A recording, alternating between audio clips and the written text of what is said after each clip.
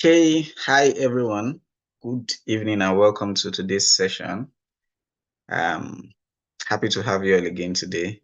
Hopefully, we get more people to join as time passes. Um, First things first, please rename your account to show your academy so we can know which group you're representing.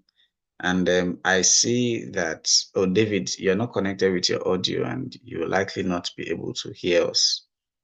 Um, Welcome, everybody. Yeah, please unmute and say hi.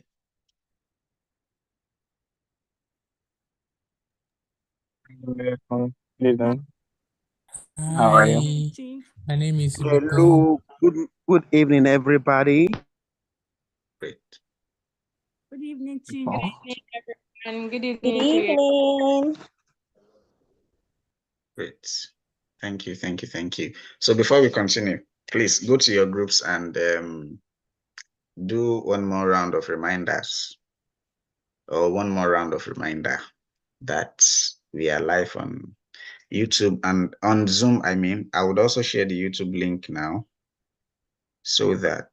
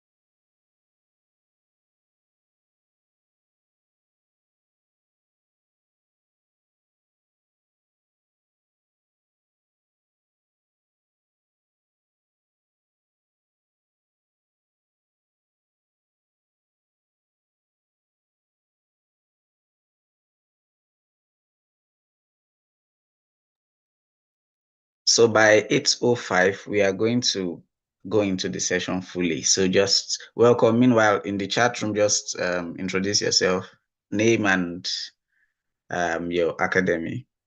Yeah, let's have some fun in the chat room. Let's see the group most represented here this evening.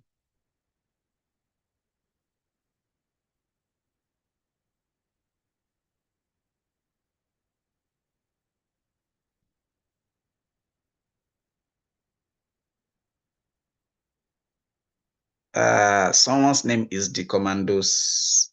That cannot be a name. So please add your personal name, maybe your first name, and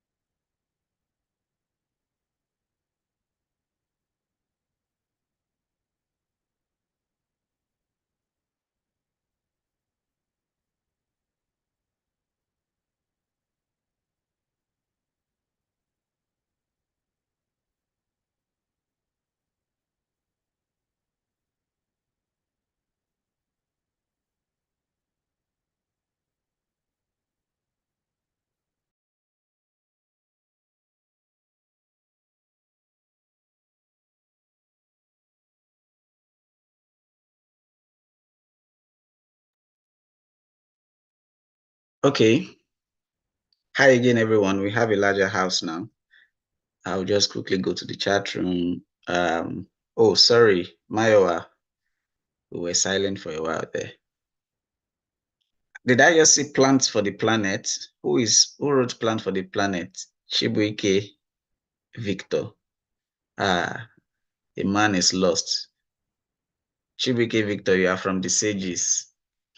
All right. Welcome everybody to today's session. How was your day? Does anybody want to speak with me? How was your day? How was all the work today? So you guys, I asked for questions and you guys really impressed and you came with very hot questions. Kudos to you all for coming up with that. I hope that the presentation tomorrow is going to be as solid as the questions that you asked today. So it's easy to put other people on the spot, but let's see how you would also perform when you're on the spot. So, who wants to speak with me? How was your day? Just one person. Just one person.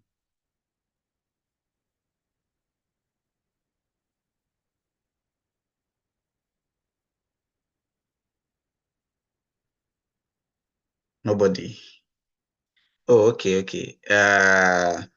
Who will I take? Biokisu. Okay, Biokisu, let's have you.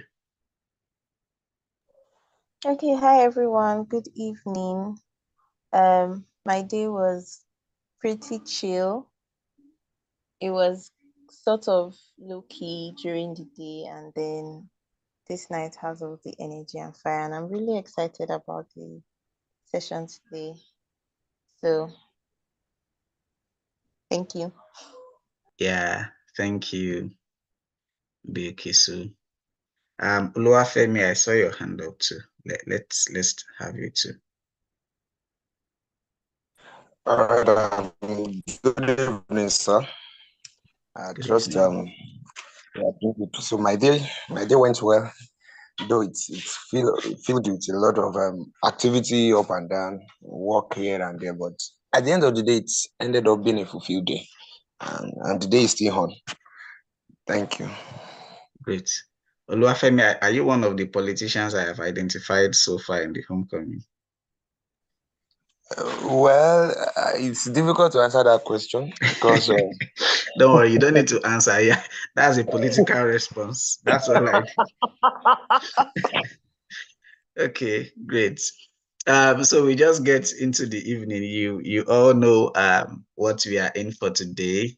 So we are here to discuss about recycling, and we have one of our guests already with us.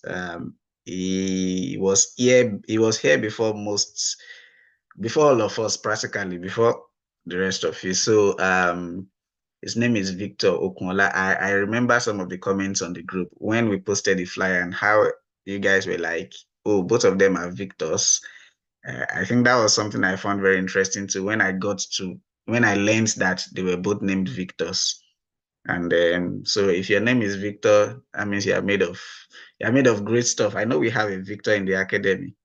And interestingly, yeah, the Victor we have is our design guy. All the homecoming flyers that you have seen, they have come from him. So there's really a thing about Victors and how amazing they are. So if you are looking for a name for your kid, perhaps Victor is one um, to take. You can bet that your kid will probably be sustainable. Okay. So before we get into it, I'm going to share my screen. Yeah, okay, let me take do I do that now? You can see we are two who have our videos on. I'm going to spotlight you.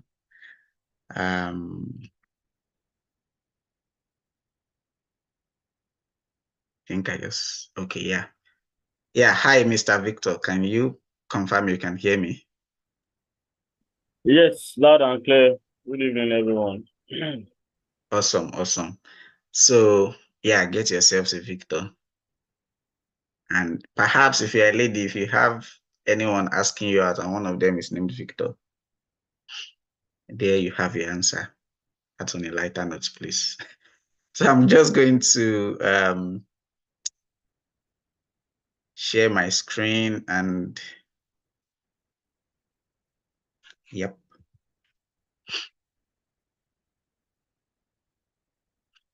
Will anybody like to volunteer to read this brief profile of Recycle Edge? Anyone?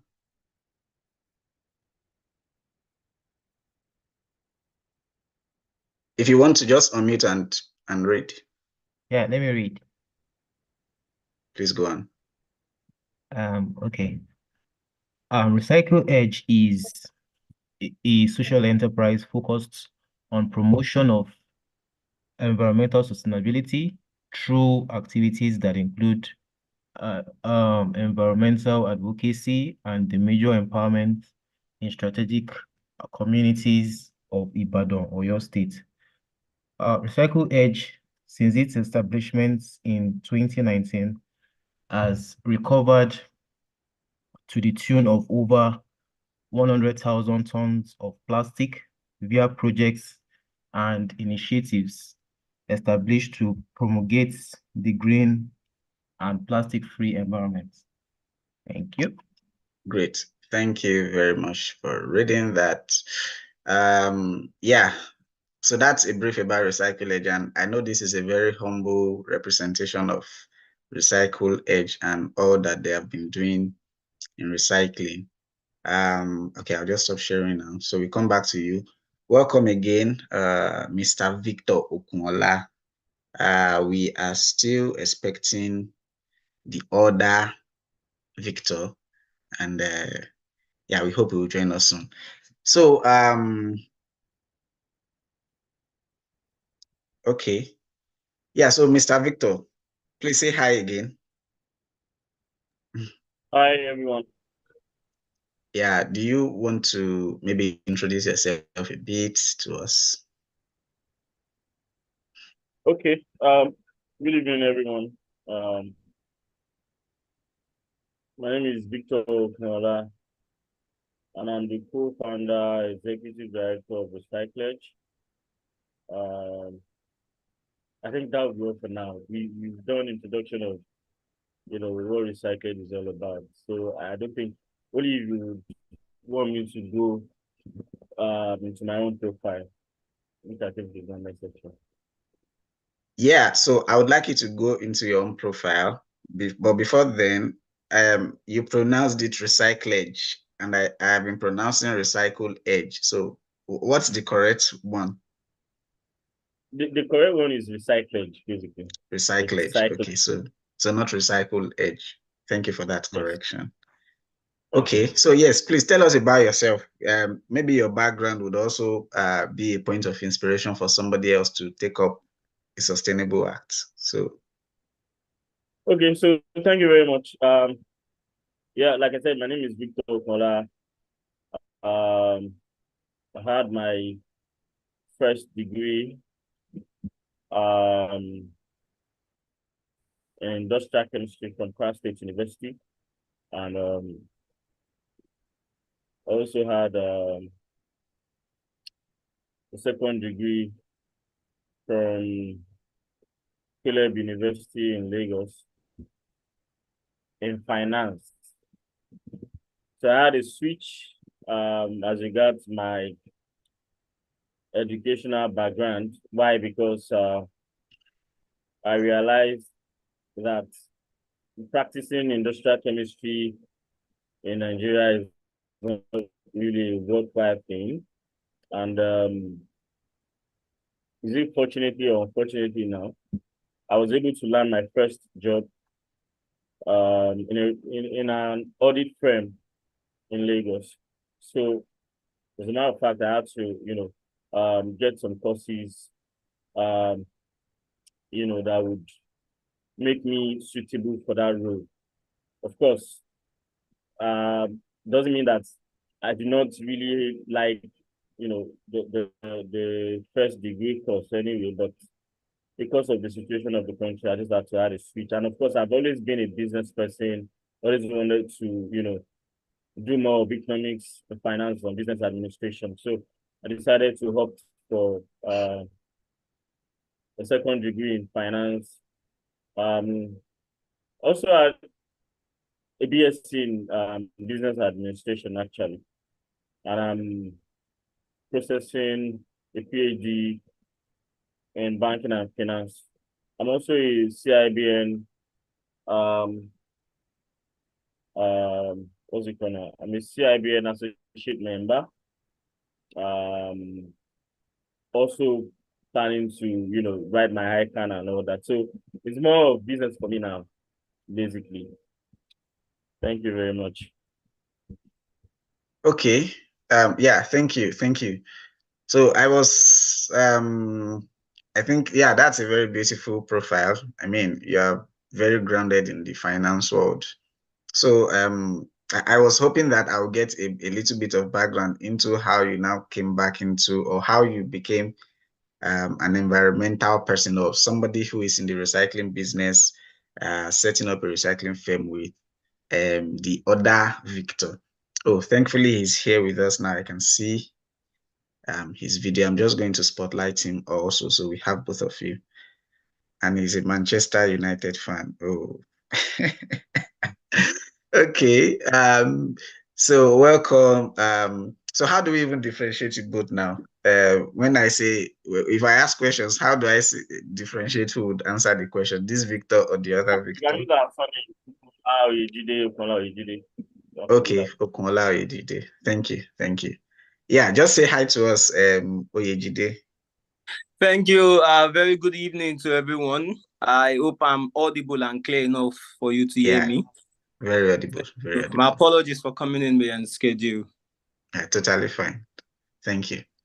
Okay, so back to Okunola. So how did you become a recycling person? Okay, so like I said, I started my career in Lagos, and I was working in an audit firm, and then of course every weekend I do come back to Ibadan, because of course Ibadan is our base, and I then realized that there's a particular thing, which is offtake of plastics that is going on in Lagos that is really not a big thing in Ibadan back then. So I decided to have a twist, because I felt Ibadan is one of the largest cities in Africa, right? If not the largest, anyway.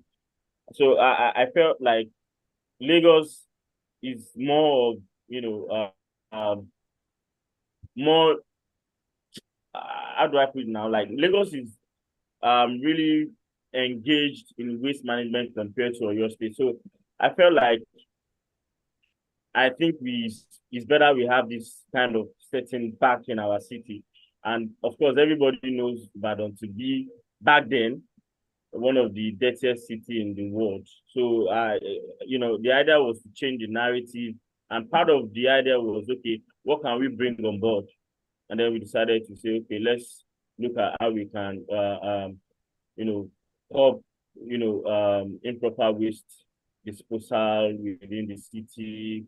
And then we decided to set up a recycling firm, just to make sure that plastic that are being disposed, in the waterways are taken down to our hub for processing to, other off-takers outside Nigeria, basically. So that's just how we started. It was from Lagos. The whole idea was, formulated in Lagos, because all my co-founders were based in Lagos.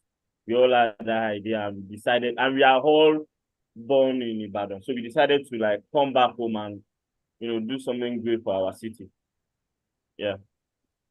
Okay, yeah, thank you very much. Thank you for that. So I'll come to Oyejide now.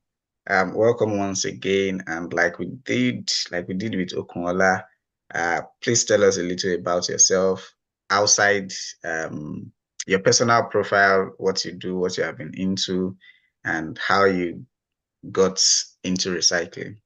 Okay, I think maybe I told a part of the story, but if there's any other thing you want to add to that. Okay, thank you. I hope you can still hear me loud and clear. Just to confirm. Thank you. Victor Oyejide is my name. I'm saying this perhaps just in case you want to sign me a check after the session, so you don't put another surname. And it's a privilege to be here. For me, coming from my academic background, I studied geography from the University of Ibadan for my undergraduate program. And Geographical Information System, GIS, on my postgraduate also from University of Ibadan.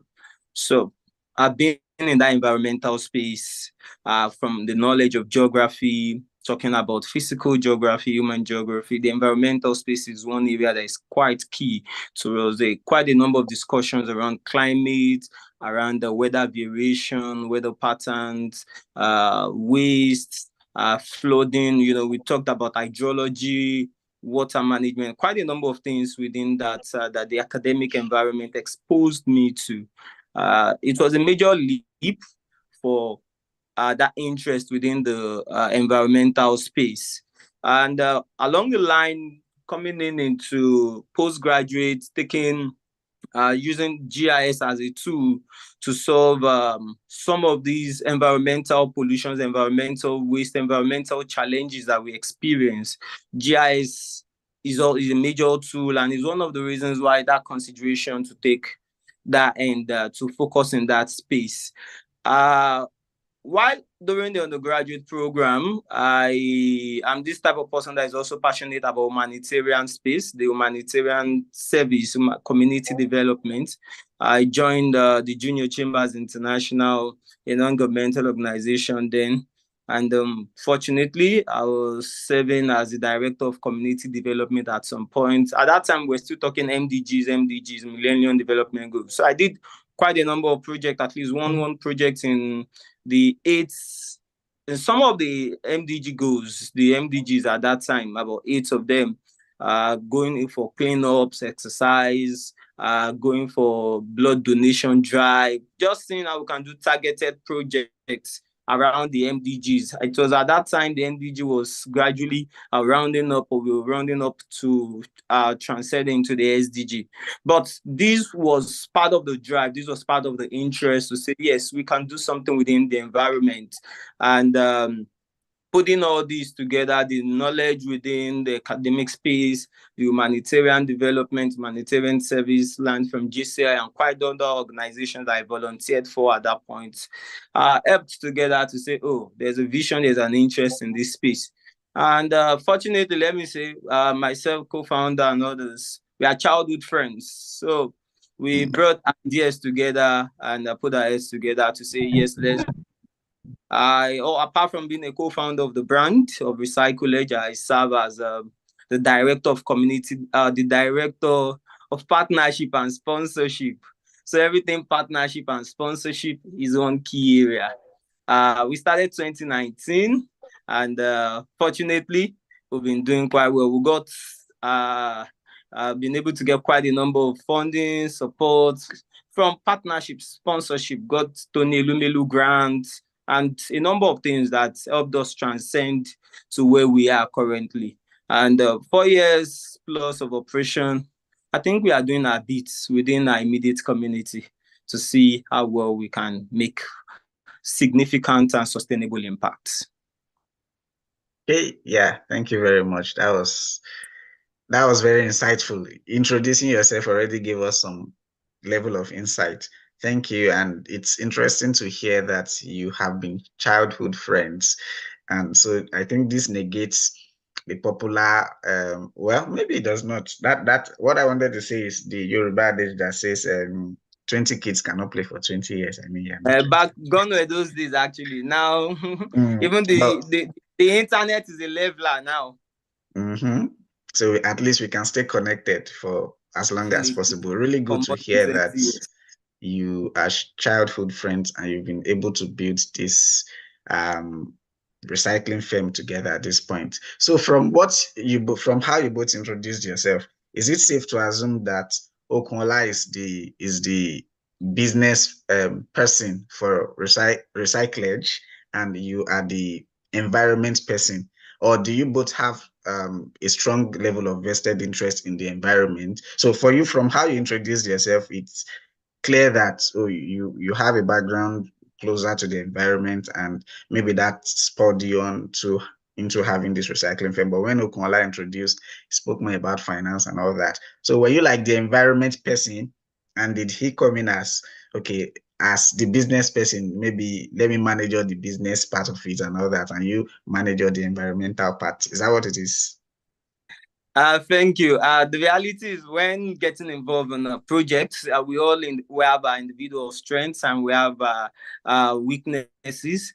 The reality is I love money. Anything that will make money is what is making sense. So, but as much as I love money, I'm also concerned about impacts, really. But we all focus together on the business end, but it's a major strength for him. It's a major strength for him. So since he has a strength in that, and I don't want to start rambling my hands around the mathematics, the additions, the 1+1. It is a core focus. Let me major on my own strengths. Let him also major on his own strength. But it's a core assignment. It's a joint assignment for all of us. Great. We Thank you pursue for the money that. together. We run after. Yeah, thank you for that. And that will take me to my next question. So I'll bring it to Okunola. So you love money. I'm happy you mentioned that. So are you in recycling for the money? Well, not really. Let me say this. When we started, we started because we want to change the narrative. The narrative of Ibadan being the dirtiest city in Nigeria, basically, and of course, all over the world, everybody says that to our face. Like Ibadan is one of the dirtiest, this, that, and that. So the major idea back then was to change the narrative and have a switch from that popular narrative of being the dirtiest. So it wasn't all about money. It wasn't all about money. It was when we started that we realized that okay, there's actually more to this impact of the thing that we are pursuing. So we decided to like say, okay, let's see how we can actually balance the impact and the profits, basically. So it's more of impact for us, to be very honest. It's more of impact for us because everybody have their own career they are also pursuing. I still, career audits. I still, work with other friends just to, do our daily thing, but they are more of impact. Yeah. Okay, yeah, thank you very much for that response. Quickly, I'll just I'm making a shout out to everybody watching from YouTube. We can see you, Chris, Blessing, Muhammad, Ayuba, Faith, and Temilulua Asmao. Yeah, please keep, you can pass comments as needed and we'll come back to YouTube to read them. Okay, great. Thank you for that response, Okunola. Is there anybody from Ibadan here? Is there anybody that is presently based in Ibadan here? Anyone on this call? You can just type in the chat room or say hi or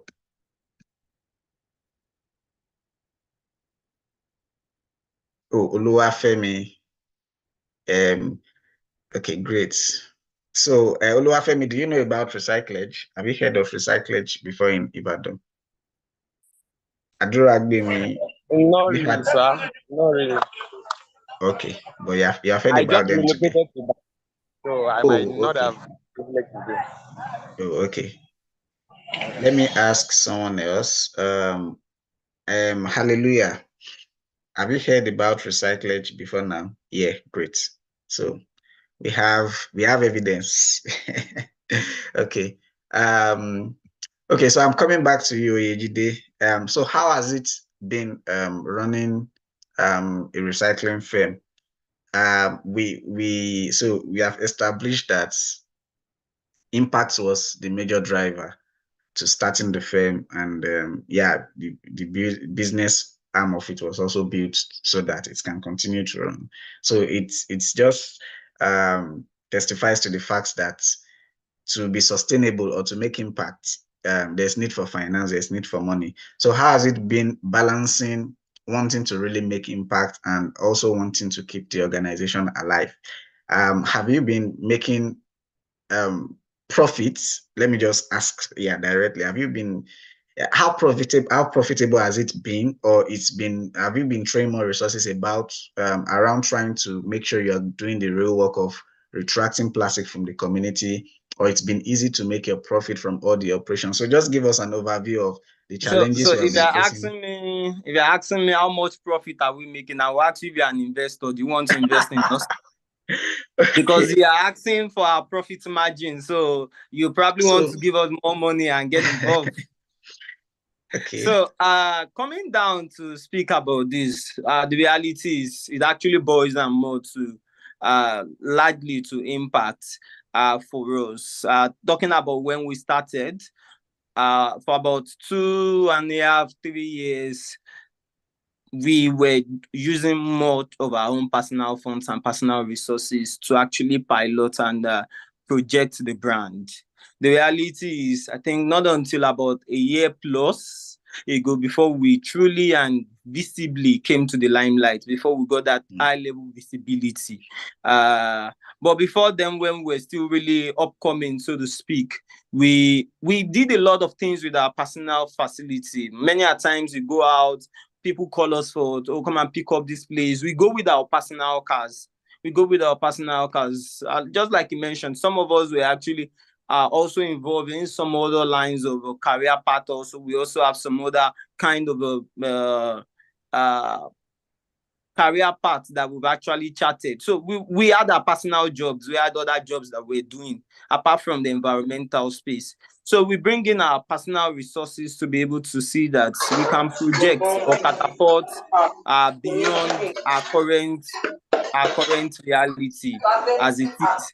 So running Recycle Edge as a social enterprise now, fully as a social enterprise. Let me say this because this year, early this year, we launched a foundation to be able to differentiate the business arm from the foundation, from the social enterprise, from the social impact.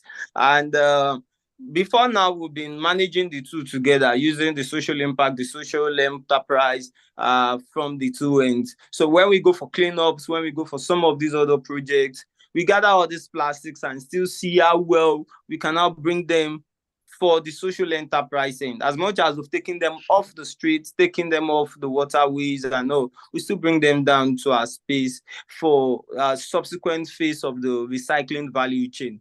But as much as we can, we keep putting in the works, putting in the impact, and as it stands, we'll recover quite a number in terms of volume of plastic waste. And one of the things we intentionally did was to see that citing our location, I mean our business operation, we had to see that it is not too far from a major dump site in Ibadan. And that's as far as Amuloko. In Ibadan now we have about 4 dump sites spread across Ibadan. But we have to stay not too far from a place we can really be getting major resources, where we can be getting these raw materials that can feed the stock of what we process daily. And this has actually really helped us with the volume of, in terms of turnover and in terms of the recovery and in terms of what we eventually convert. So if we are recovering, let's say daily about 5 tons, and we process about 3 tons of plastics out, that speaks volume in terms of the volume that we're taking off the streets and taking off the way the dump sites. The reality is we don't even want these plastics to get to the dump sites, but one way or the other, it finds its way down to this place, and we, looking at our proximity to the dump sites, 5 minutes drive, we take them off and make the use of them in our space, in our cycling hub. Okay, yeah, thank you very much for you answered my question beyond you answered beyond what I asked. Thank you, and that will reduce the number of questions I will ask eventually then. So I'll come back to you, Okunla. So the same question, I'm bringing the same question to your way basically, and we may have investors on the call though. So so Okunla, same question. I know it's Oyejide has talked about how you started and how you had to run the firm with your personal resources for quite a while, and these are things that maybe many people do not know. Maybe we don't know the intricacies of setting up a firm. Oyejide has mentioned a few things already, but your personal selves now, maybe yourself and Victor, Oyejide, and all other persons that were involved. I would love to invest. Great. See, there's an investor already. So when you were running recyclage with your personal resources, were you at any time discouraged? Because while we are trying to be sustainable or to make impact, even some of us, we get to point, we see things happening and it looks like all our efforts are not making a difference and all that. And so investing your personal resources, maybe you were not getting the kind of publicity or the yield that you wanted initially and all that. Did you have any feelings of maybe we should not do this, maybe we should stop doing this? Did you have all those any doubtful moments? And if yes, how did you navigate that? All right, thank you very much. So yes, we did. Because of course, people were like, in fact, our family members were like, "How on earth would you say that you want to start picking plastics?" It doesn't really sound well to people in our family. They were just like, even our close friends, they were like, "How do you want to do that?" But like I said, we it was more of passion for us. It was more of passion. The establishment was passion driven, and we had a we had a goal in mind, and the goal is just to make sure that we contribute to our own quota, even if we are not going to, uptake all the plastics that are being consumed on a daily basis in Ibadan. But the goal was to make sure that we contribute our quota to make sure that the city is clean, the city is green, and is of course sustainable for residents within and outside the state. So yes, we faced a lot. Just like you said, we had to use our personal resources and a lot of backlash, like what do you guys really want to gain from picking plastics? And I could remember very well when we started, we were just we had a location then around Adiga. We still make use of the place anyway, because it was like our first location where we drop off plastic. So we just pick on a random from suppliers. In fact, we even end up, because we did not, our goal was just to make sure that we don't want to see these plastics around. So each time every one of us goes out, either we consume it or we see somebody drop off plastics, we pick up the plastics, drop it in our cars. When we have a reasonable volume, we take it down to our drop-off centers and drop it off there. So we were not really focused on maybe we are making a loss or we are making profit. We were just concerned about uh, the impact on the environment. So at the same time, we sideline all these backlashes from friends and families. So it was just of recent, just like you said, about last year or thereabout, that people now get to realize that okay, there's a whole lot more to this recycling thing, and then they now got to realize that, okay, this is one thing that these guys have been doing for so many years, and it has now dawned on them that this is the new tech, because that's what I call it. Because recycling is one thing that has actually grown, in terms of investment, is over $10 billion investment in recycling as we speak. And it's just a whole lot of money. So if that growth can, surface within 4 to 5 years of operation, it's just a whole lot. And it deepens your impact for the environment, deepens your wish to make sure that the environment is more sustainable and more greener, for future generations. So it's more of impact. I'm still going to hammer more on that for us. More of impact for us. So we did not really feel any backlash from anybody. We are just focused on the goal of making sure that we contribute our own quota to make sure that we have a more sustainable city. Okay, thank you very much for that response. So it's been interesting to really learn about all your experiences and how you got to set up and how it is about impact for you. And while you were talking, you talked about how the recycling industry is now booming and people are getting into the space. So now it brings to further question. Do you think Now you have established that it's more of impact for you. Do you think many people, I know there are other recycling firms in Ibadan. I know there are a lot of them in Lagos, and many are coming up, many are already in existence in different parts of Nigeria. So do you think that primarily people are coming into recycling because of impact like yourselves, or because they want to make money? Now, the good thing is that whether they are in for the money or they are in for the for impact, somehow we are getting recyclables of the environment. But from a personal, a subjective opinion, or an objective one, not maybe not a subjective one, do you think people are coming in for the money or people are coming in for the impact to really beat plastic pollution? All right. Thank you. So I'm going to answer that question with a particular illustration. So there was an incident that happened last year, late last year, basically. We in the sector, we actually experienced the invasion of Chinese.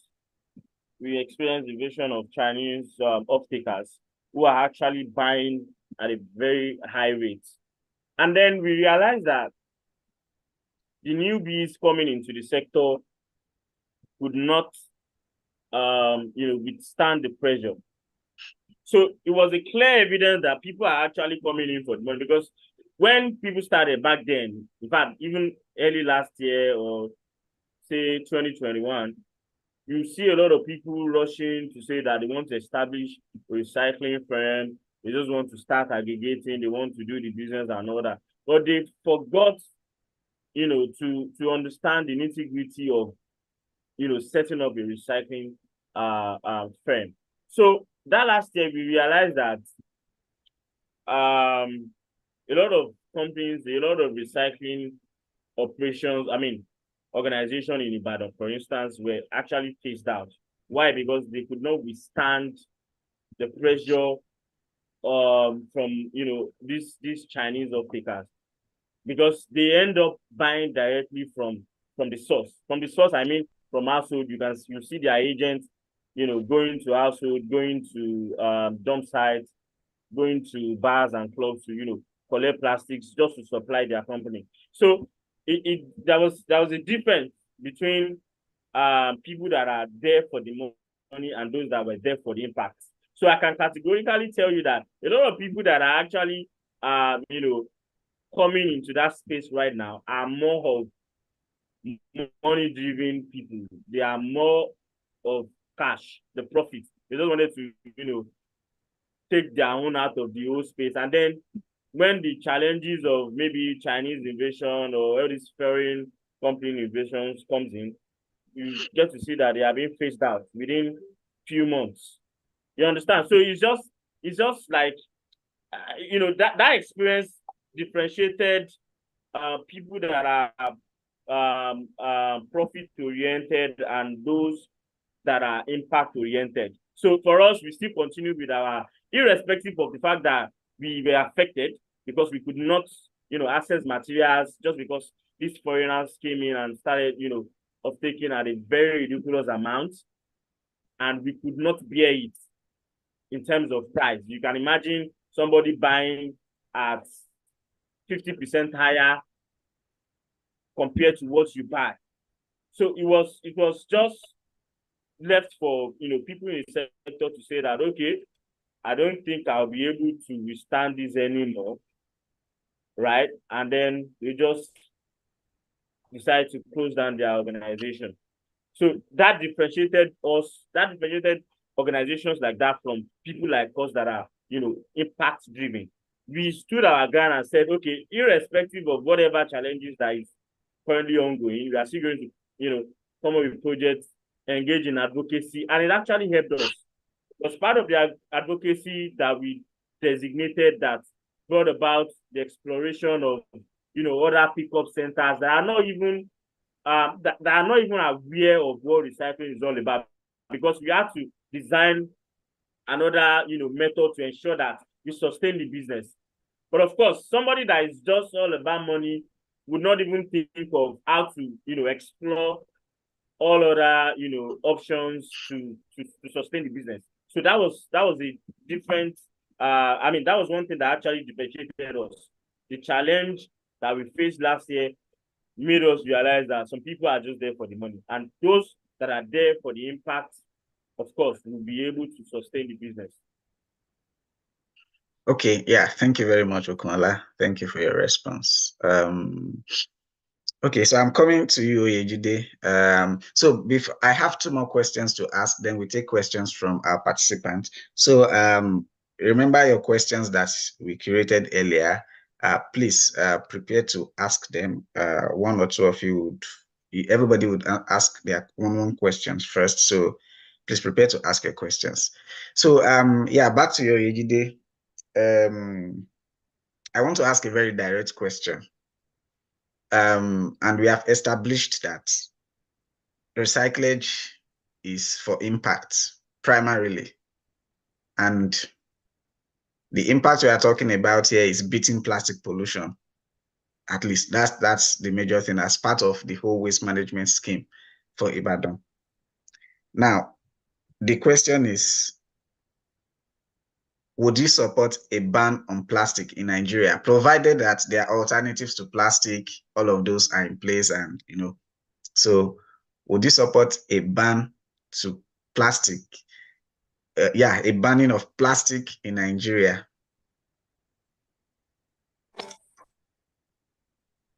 Okay, my mic is on.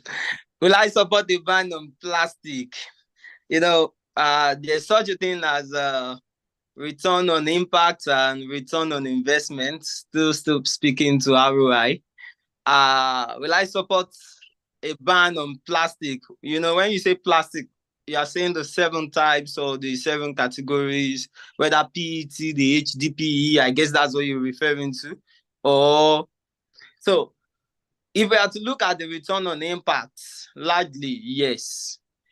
But if we come down to talk about the business end of it, how do we stay in business? How do we stay in business, really? Because if plastics are no longer there, how do we survive? Perhaps other packaging materials will be there. Yes. Then we can say we are going into other packaging materials that can probably be recycled. But let's state the reality. The reality is that plastic has technically come to stay. Plastic has come to stay. We can only just say, yes, we want to reduce, we want to see how we reuse before even talking about recycling. But the reality is plastic has technically come to stay. So if there's a total ban on plastic, not even alone in Nigeria, across the world, it will have a whole lot of effects on our consumables. And it's not just about consumables. Most of the general things that we make use of now, other things that we make use of now uses plastic. Industries using plastics. Tabletop electric sewing machine, now you see plastics around it, and quite a number of other things that even organizations, industries are adding plastics, not just about consumables now, to how they produce things. So if it is putting a total ban, I'm sure it will affect a whole lot of industries. For the impact, good. But for the enterprise end, if we are talking about return on investment, we need the money. Okay. I'm still with you. So let's make it about PET alone. Let's make it about single-use plastic PET alone. So you made a very good case for plastic being going beyond consumables. So in Nigeria, for instance, I remember vividly when we were growing up, we used less single-use plastic, like PET bottles. We drank our Coke in bottles and in glass bottles, and there was this ongoing recycling system where you have to take your bottle to buy a Coke and all that. Then plastic came in, and it became very common. It's easy to move about and all that. So now again, the question: would you support a ban on PETs? And now, when you say return on investment, whether it's impact or investment, so the for you now, the major essence, the core essence was to make impact. Now, and there's still the investment angle too. So we've I know there's arguments between different environmentalists or people that are environmental enthusiasts. So some people say that recyclers don't want PET to be banned because they make money from it. And yeah, some people in that space would also make a case, why should we not make money from it? So now it just begs the question that at the end of the day, it does not look like we actually want to face away single-use plastic. It looks like we just want to keep them in this. Yeah, recycling will help us to keep them in the system, reduce raw material use and all that. But not putting a ban on it will just make sure that more of it will continue to be produced and all that. So would you support a ban on PET? Somebody said they love your sincerity. So yeah, we are enjoying the sincerity. So, will I support a ban on PET? Yeah. The first question will be that ice water. We can go back to our glass that we were using before. So, I mean, those systems were working. When some brands like Coca-Cola, Fanta, and some of these other brands started operation, and they started with glass. The reality for them is that these glasses, even when they break, they can pack them, melt, and reproduce and all. And along the line, when PET was introduced side by side with the glass, the consumer behavior started tilting away from the glass to the PET. So ordinarily at that time, even for most of these major brands, and to the sincerity also amongst us is that the content in the glass bottle is still more durable and still maintain its taste in that glass compared to the plastics, compared to the PET.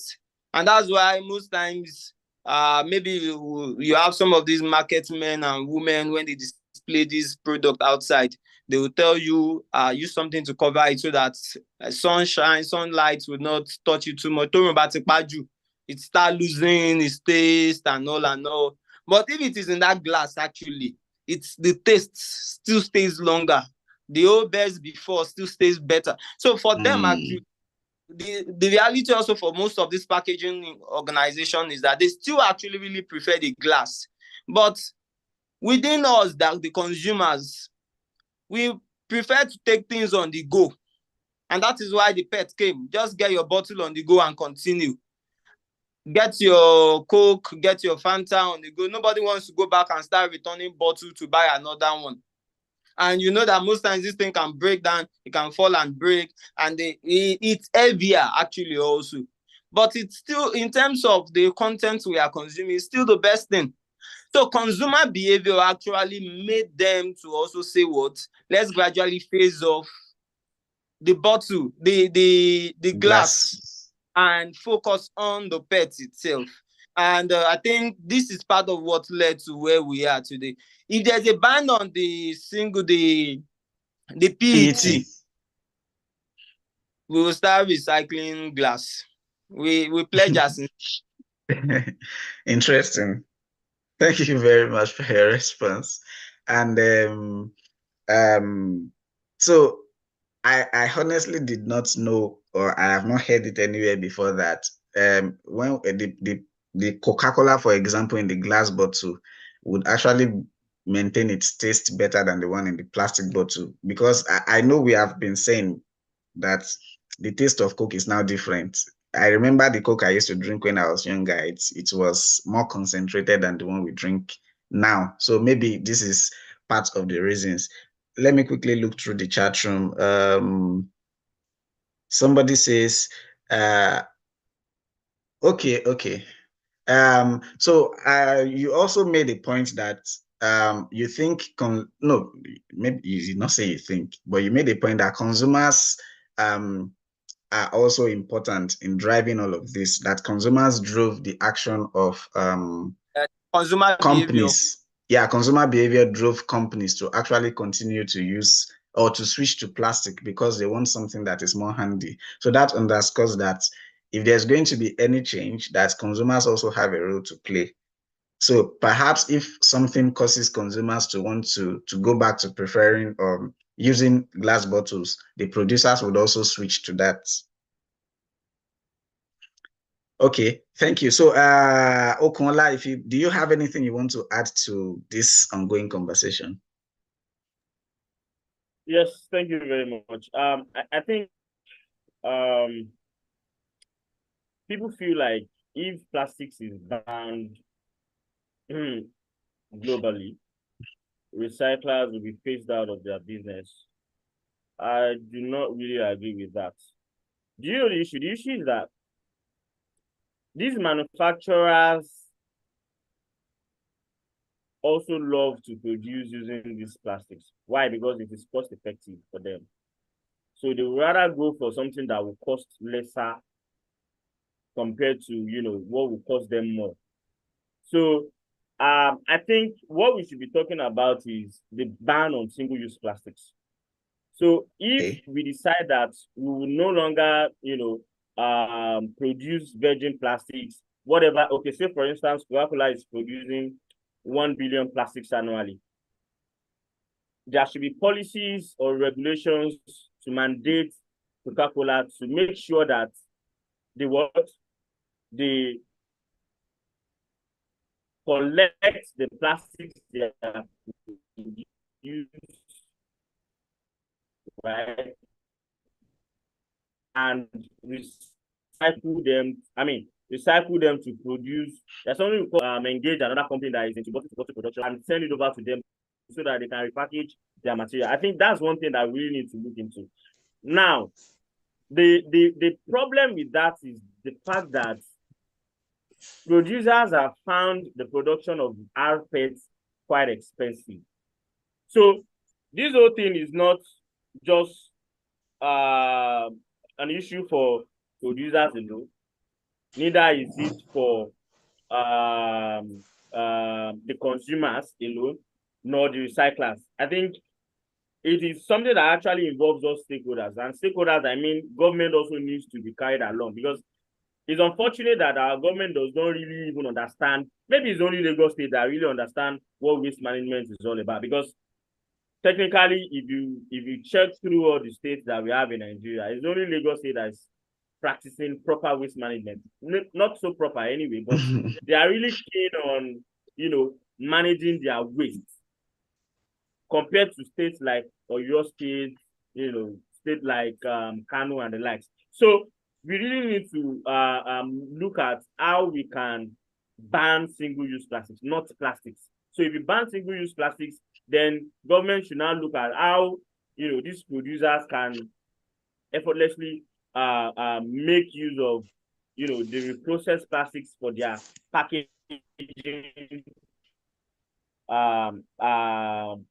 material.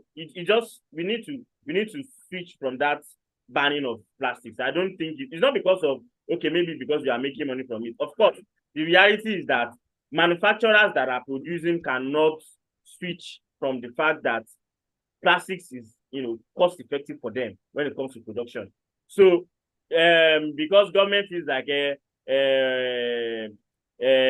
is causing a whole lot of environmental issue and all that, they should not produce what will make them have more money in their own pockets. Of course, they will not. The best thing is just for the government to also come in and let's see how we can properly analyze the whole situation. Okay, what if we ban this single-use plastics? Are you going to continue producing using rPET? If you continue producing using rPET, what are the things that needs to be put in place to ensure that what you are producing on an annual basis gets back to you? And that's where recyclers now come in the sense that, okay, of course, government can now help with advocacy, invest more in advocacy to make sure that people don't, dump their plastic waste in waterways and the likes, and then engage, invest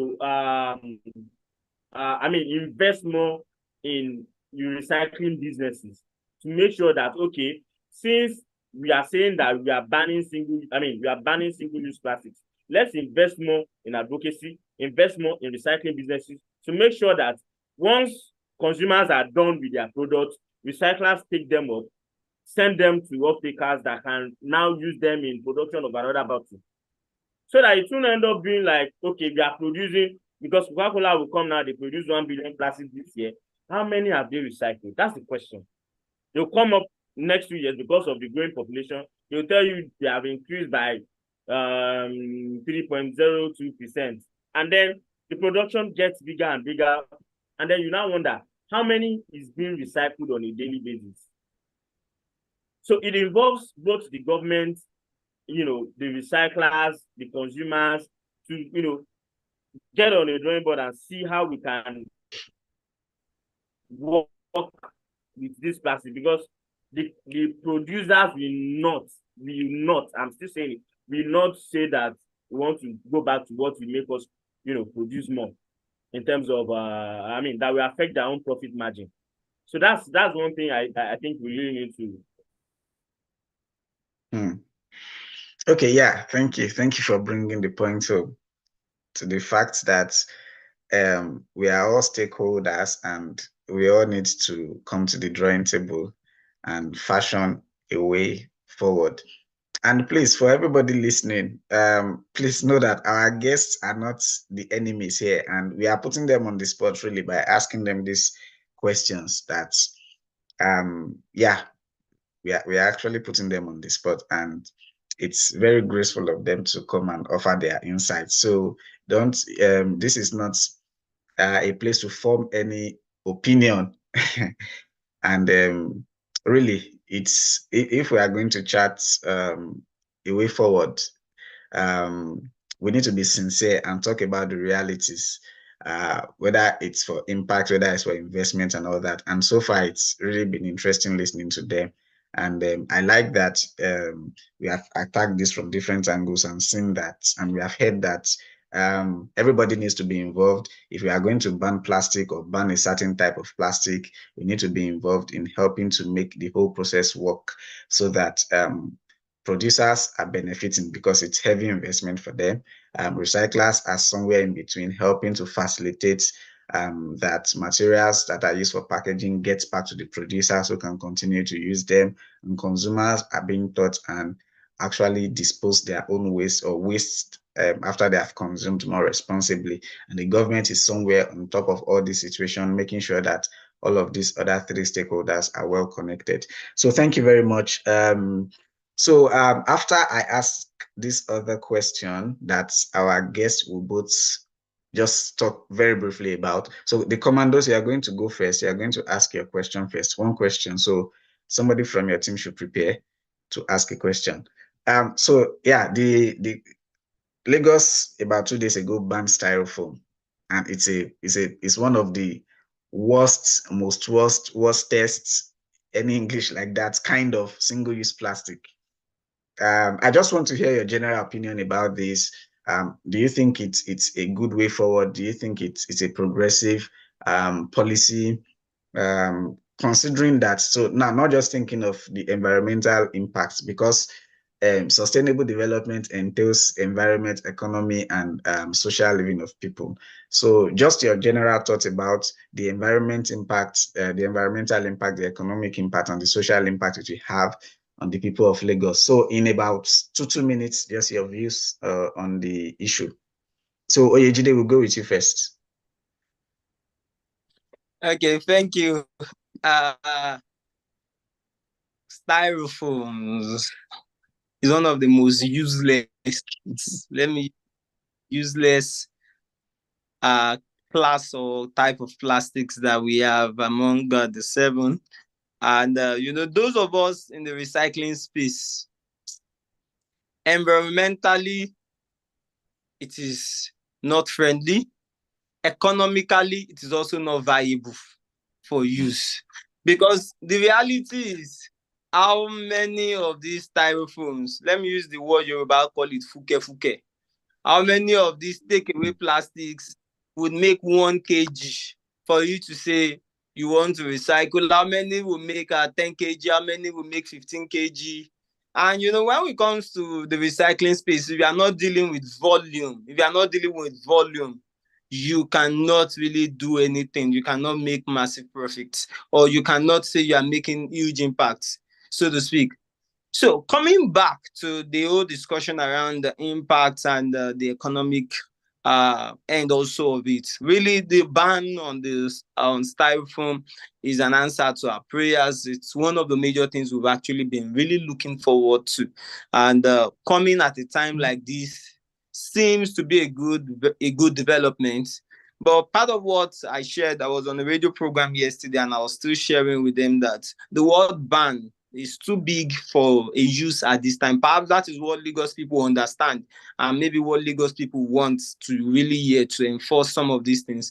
But for me, I would have actually really appreciated a gradual face off of these items, because many people have some of these things stored in their shops, and that is where it boils down to the economic impact, the profit end, because you need to look at people, even organizations or industries that are involved in the production and make use of these things. So many people will lose their jobs, so many people will be affected. These industries are paying tax to Federal Ministry of Trade and Investment. Some people already have container that they've paid customs at the port that they are bringing in.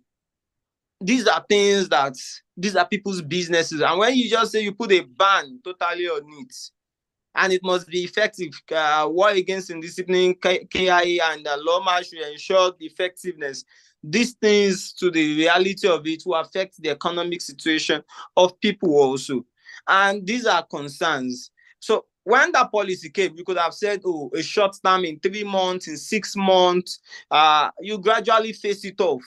And along the line, and you start seeing people, you start advising and doing advocacy for people on alternatives. So, for instance, I think today I was seeing a press release or a publication from, was it Chicken Republic, saying that now they encourage people to bring in their own reusable plastics. Bring in your own plastics from home, and we can sell to it for you.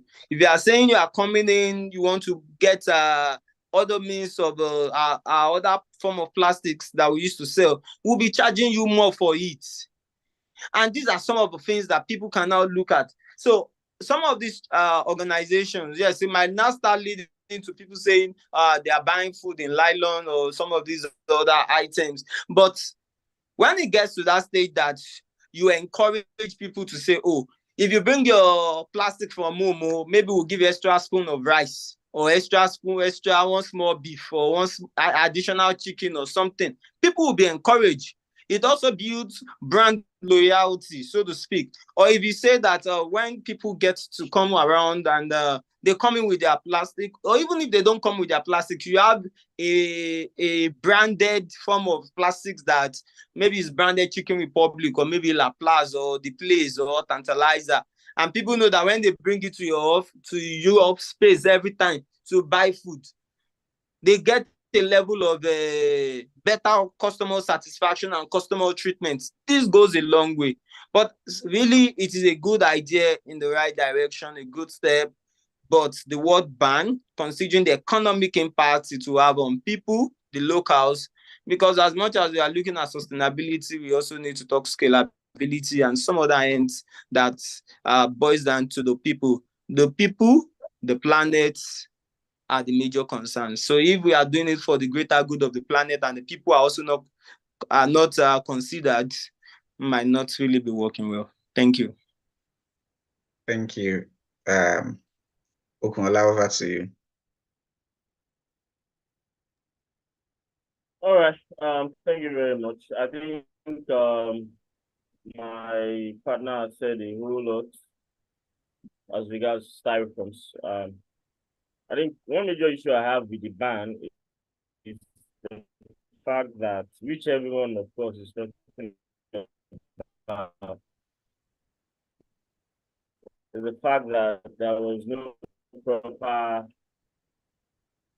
plan ahead of that ban. So you can imagine, I think I have a friend that works with a company that makes use of those styrofoams in production. They use it in production of insulators for batteries and lights. So you can imagine, a company that just established maybe 2 years or 3 years ago in Nigeria, and they decided to, they of course saw a particular opportunity, which is the styrofoams you are talking about today. They felt like there are no companies in Lagos that are making use of styrofoams, and they felt like, okay, fine, let's come down to Lagos. Let's look at how we can solve this problem for them. So, of course, like I said, they make use of these styrofoams in producing insulators for batteries and the like. So, I was now wondering, how on earth do you think such companies will survive? Let's forget people that have, their materials um, stocked on the highway or waiting for it to be shipped into the country and things like that. I just wondered, probably the government were not really thinking very well before they took that step. Because I was thinking that, of course, before you took that step, you should have some policies in place. Say, for instance, let's look at how we can better manage this within 3 months before we see to maybe a proper ban on the styrofoams or not. But that was not taken into consideration. They just woke up and were like, we are banning this. Why? Because they feel like it's causing a lot of menace, in Lagos State, and they are no longer comfortable with it. And then with that example that I just gave now, I felt like, what if there are no recyclers in Lagos? They could have said that, okay, plastic is also not doing anything for us. Let's just place a ban on it. Because you can imagine a Lagos State without recyclers. You can imagine a Lagos State without pet recyclers. Imagine how Lagos would look like. So, they could have, what I'm trying to say is that they could have given opportunity to stakeholders to see how they can better make use of this issue. Okay, what are the things that we can put in place to make sure that these styrofoams are being recycled, because they can actually be recycled. Like I said, they can be recycled, and like I said, people make use of them in production of insulators for batteries and the likes. So they forgot to look at the impact on businesses, not just those that are selling it now, but those that are even recycling it. So I feel like a total ban on it, yes, is something that we wanted, because we felt like it's not economical for any recycler anyway. But if there are proper plans in place to make sure that these styrofoams are well collected, there is enough advocacy towards the collection of styrofoams, who will definitely get themselves engaged to supply companies that actually need them. So it goes beyond just saying they are banning, putting some people under pressure, putting suppliers under pressure. It's just a crazy word anyway. But there's nothing we can do. I feel like we just have to move on from that. Yeah, thank you very much for your opinion on that. So I have a slightly different view regarding that I'll quickly like to share. So I totally agree that phasing out, especially when new policies are coming in place, whatever must have been applicable or have been, whatever has been going on should gradually be phased out. That should be proper process. So, but I don't think that any government will just wake up one day and say we are banning this. I think that even if it's not made public, I think there must have been a couple or some underground consultative processes and a lot of assessments. And so, and again, whenever some policies come into place, there will always be people affected negatively, whether it's businesses and all that. So it is a good thing that styrofoam was banned in Lagos. Yeah, it could have been phased out. And also the talk about alternatives. Sometimes I think that these alternatives may not really come up until we get to that point where it is stopped. For example, Chicken Republic, sadly, somebody said when after they released that publication, the whole network, somebody said maybe Yoruba people only will understand this. The Chicken Republic, but at the Bukasha. So something like Chicken Republic. Now that they now allow people to, or they want to allow people to come with coolers and stuff to buy food at Chicken Republic. So like they have become a local restaurant. So that's, I don't think that would ever have happened if we did not have this ban. But again, maybe while it's getting phased out, all of these solutions could have been coming up. So personally, I agree with the part of phasing out, but I think that the reason why it was a radical decision, or it was a radical announcement, is because for that particular styrofoam, there are a lot of alternatives, even plastic. There are many kinds of plastic that you can use in place of styrofoam, that, reusable plastic plates. So I think that's part of the things that contributed to them making that radical decision. And like Oyejide mentioned initially, it's difficult to, honestly, I did not know that styrofoam could be recycled. I did not know about that until yesterday, actually. So I've always seen them as, I know they've been used in other ways, but not recycling. But as you have mentioned, it's difficult to recycle them. And I think that's also something that informed the radical ban on them, because the recyclers in Lagos may not really be collecting them, and they're just everywhere. And I also think that for whoever may have maybe doing some sort of business with styrofoam, thankfully, it's only Lagos that has put the ban on it now. So maybe other states will take it up too. Sorry? They come into your state and other neighboring states. Well, so those of them that still have it in stock can perhaps still go and sell it and use it in some other states. It won't be as easy as I'm saying, but I feel like they still have a window of opportunity to still make some, to cut down their losses. But again, it's sad that most things come through Lagos. So if there's really enforcement of the policy, then it means it will be difficult to transport it through Lagos. So amidst all of this, we hope that we'll continue to have better alternatives to come up, like we have seen with Chicken Republic, and that this, beyond papers, beyond announcements, that this really gets enforced over time. Yeah, somebody is commenting that there must have been engagement with companies, and that they could not have just woken up and given a ban. And Nigeria is a country that will wake up and just do things. Okay.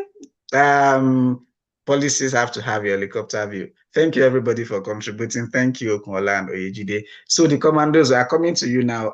Your question quickly. Anybody from the commandos, please just ask your question. Then we take the sages after. So to our guests, we have names for our groups of participants. So pardon any funny names you're hearing. The commandos, let's have you very quickly. Chicken Republic doesn't have to be a booker if this ban on styrofoam was planned well. There's this Chinese restaurant that make their plates with wheat flour in a way that the customers can eat it after consuming their food. Yeah, I think Oyejide mentioned some, well, not exactly this, but he also mentioned something as to how maybe some of these businesses can have branded plates that people can reuse and can be a means of getting some incentives, whether in form of extra meat or extra plate of rice and all that. And yeah, to be good, I've seen this kind of solutions. I'm looking forward to eating with a plate I can eat after eating the food in the plate. I think to know or see maybe the link to their page or something. It's a brilliant one. I don't know about this before. I'm just hearing it.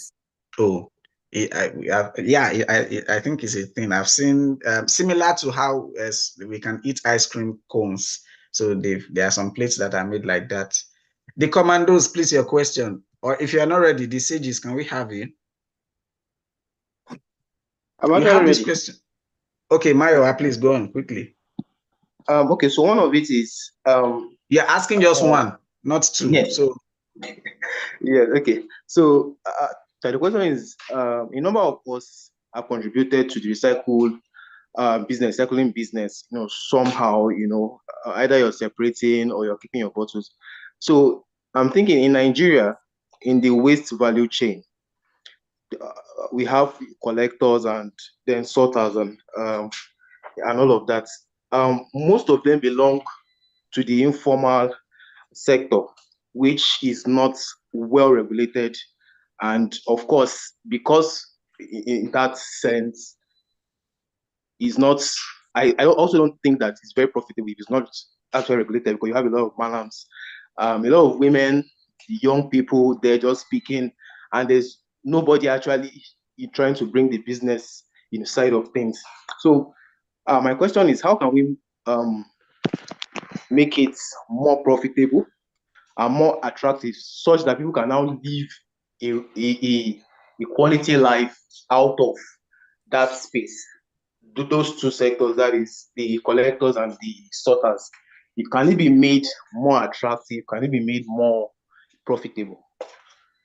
Thank you. Okay, thank you, Mayowa. So the sages, we are coming to you next, then we go to the Echo Champions after. Before you respond, I want just, sorry, because of time, one of our guests would answer each question, but if there's need, the other person can weigh in on it. So quickly from YouTube, we have comments from Olaniyan. She says, I don't know if it's male or female, probably female. Mr. Victor Ejide is interested in saying he will go into recycling glass if there's a ban on PET. Then she or he also mentioned that I would agree with Mr. Okunola that plastic can't be banned totally, but rather we should look into the ways we can track the production and they end up being recycled, that she thinks that's more sustainable. Okay, yeah, so YouTube guys, we are following with you. Okay, so who would like to answer Mayowa's questions? Okunola or Mayowa's question, I mean, Okunola or Yejide? Any of you can take it. I think I should take that. Okay. So if I get your questions right, you are saying the aggregation and the sorting part of recycling operation is not structured. So let me first and foremost say to you that I think I forgot to introduce myself as the General Secretary of Recyclers Association of Nigeria. And as a matter of fact, we also have other sister associations in Nigeria. We have an association called WAPAN. It's called WAPAN Waste Pickers Association of Nigeria. It's a sister association to RAN. And basically what they do is just to oversee their members who are practically involved in picking of plastics. All these are bookies and the like. So they are just there to cater for their needs and see how they can, fight for them to ensure that they earn a good living out of what they are doing, basically. So I have to be honest with you, right? And I can tell you for free, you can actually confirm this anywhere, that those guys that you see that are picking up plastics are actually the rich guys compared to people like us that are doing the business. Mm-hmm. So I'm going to give you an illustration. Yeah, I'm going to give you an illustration. So we launched, when we started, I think in 2021, we launched a particular project. Yeah, in 2021, we launched a particular project called PRO, Premium Recycling Operation. So that the project was basically to, train youths on how they can actually aggregate plastic. So what did we do then? We told them, okay, you can actually make more money from aggregation. So how do you do that? Say, for instance, you live in a vicinity where you have like bars, you have like clubs, you have these eateries and the likes.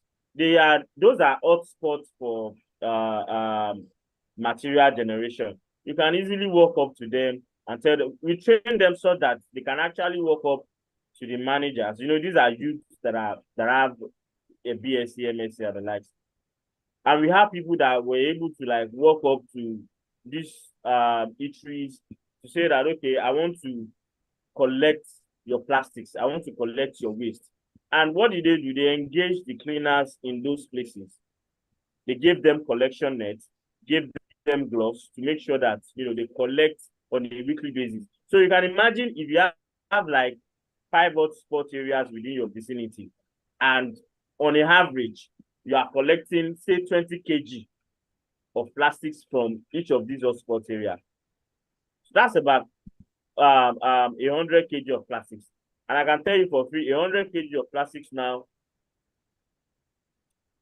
should not cost less than 18 to 20,000 naira, depending on the kind of plastics you are supplying anyway, and the proximity to the off-taker. So you can imagine earning 20K without stress on a weekly basis. So that's why I said those are the people that are actually making more money compared to people that have to now incur expenses of diesel, logistics, and the likes.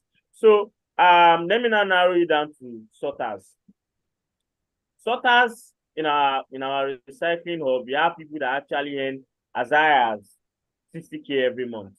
Though we pay them on a weekly basis, they collect wages actually. So we have people that collect 12, 15K, 18K, depending on their sorting capability. So imagine somebody, depending on the volume that they sort on a weekly basis. So you can imagine somebody that sorts, say for instance, 150 to 200 or 250 kg on a daily basis. This is something that is realistic. And I'm being honest with you. We have people that sort about 200 kg on a daily basis. So that's about 1,000, that's about 1,200 kg on a weekly basis if they do 200 per day. And that's a whole lot of money. So I do not agree with the fact that they are not earning, so much more money than what this person has just said anyway. So I can tell you categorically that they are actually earning so much. And that's where they cater for. They are even the breadwinner of their families because they get a weekly pay. And I can tell you for free, I have an aggregator that supplies us nothing less than, let's say on an average, 15 to 20 tons on a monthly basis. And that's millions of naira. Millions of naira. So even if you remove the profit, I can tell you for free, this is somebody that can earn like 150 or 200 kg after, 200,000 naira after he has paid his, his own aggregators, because they also have these subbed aggregators that, collect plastics for them, they sell to them, and then gather it and then sell to us. So I can tell you for free, there are a lot of people, these are people making money from it. But do you know what? One thing that actually differentiates us? Thank God you said that they operate in the informal space. So these are people that are not well educated. They don't have proper plan for how they spend their money. Because they don't know how to, make sure that they balance their books. That's just the honest truth.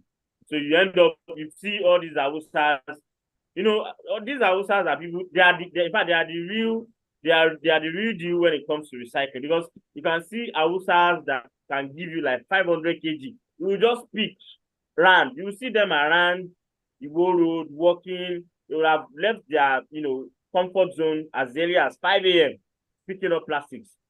So imagine somebody that picks up roughly in a week, roughly 1 ton. 1 ton is about 180,000 naira now. Take it or leave it. So tell me, how are they not making money? Because there are no expenses attached to it. What is just left for them is just to pick these plastics around, plastics that you have decided to dump on the ground. They pick it and then they aggregate it and then sell it to us. And you can imagine, like I said, 180,000 naira times it by 4. That's more than 600,000 naira on a monthly basis. Then the problem is, how are they spending it? That's their own problem anyway. But of course, I'm telling you that they're actually making money, including the sorters. Thank you. Interesting. Really, really interesting. I think that, so very interesting that you were giving us all the information for free. I think you really answered that question with so much energy, and you kept saying you can tell us for free. So, but really, it's free knowledge, because it's something that I don't think we know. I don't think most of us have done the maths the way you have just broken it down for us. Those are the big end of recycling that most people do not know. But then they always look, because the physical appearance is a very discouraging speaking point. Most times in ways that, we think that they are the poor people. So I guess that's where some of us just think that, oh, these guys are not really doing well. But with everything you have just said now, looks like there's more to it than. Is somebody speaking? Oh. Okay. Yeah, thank you very much, Mr. Okunola, for that response. So let's come to the sages. Your question, then we take the Echo Champions after. So the sages, one question, please.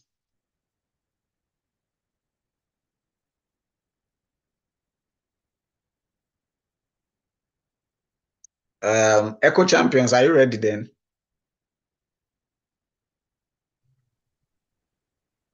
Noel, please go on. So, okay, just one question. Yes, please. The first one we had was on the diversity in Nigeria. So Nigeria obviously has like multiple cultures and a long history, dating all the way back to independence, but even before then.